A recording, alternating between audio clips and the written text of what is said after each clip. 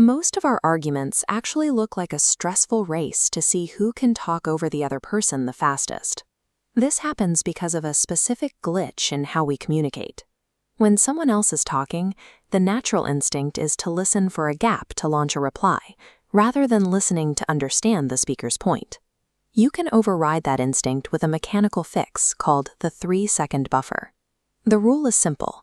When the other person finishes speaking, you force yourself to count to 3 in your head before you open your mouth. Those 3 full seconds ensure they are actually done talking, while signaling that you are processing their words. You then follow that buffer with verbal affirmation. Using mirroring phrases like "it sounds like you're saying" validates that you captured the information correctly. Using the buffer creates the space required to focus on the speaker. It also leaves room for a realization. The literal words captured in that silence might be the least significant part of the exchange. When we shift from listening to speaking, especially in emotional or high-stakes environments, we tend to obsess over finding the exact right vocabulary to win the argument. But according to a communication model developed by psychologist Albert Mehrabian, the human brain prioritizes physical cues over vocabulary during a conflict. This chart shows how your message is actually received. Your spoken words, the literal text of what you say, account for a tiny 7% of the impact. A much larger chunk, 38%, comes from your voice tone.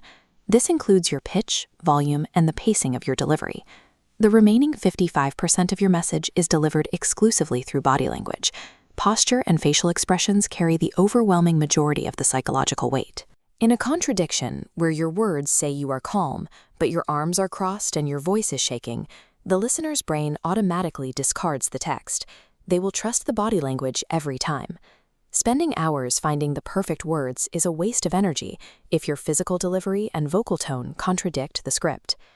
Even with a mastery of physical delivery, modern attention spans are short. Over-explaining destroys the clarity of a message, no matter how confident the speaker appears.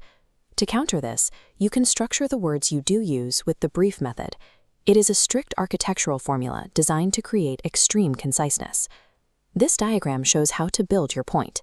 You start with B for background, providing immediate context. Then R for reason, explaining exactly why this matters to the listener right now. Next is the information step. Here, you are restricted to providing only 1 or 2 vital data points. This prevents the listener from being overloaded with unnecessary detail. Finally, you close the loop with E for end, using a clear closing statement. And F stands for fast, which means cutting out filler words like or basically to ensure a hard stop. Structural conciseness respects the listener's cognitive bandwidth, delivering high-density information without the friction of over-explanation. We often view master communicators as people born with natural charisma and a massive vocabulary. That is a myth. Excellence in communication is the result of a holistic system. These speakers use the 3-second buffer to create space, the 7-38-55 rule to align their delivery, and the brief method to format their data. This systematic approach replaces the chaotic, overlap-heavy baseline of a normal argument with structure and pacing. You can test this today. During your very next interaction, implement the 3-second buffer. Force yourself to hold silence for 3 seconds after the other person stops speaking and observe the immediate psychological impact. Applying these invisible mechanics grounds communication in intentional design.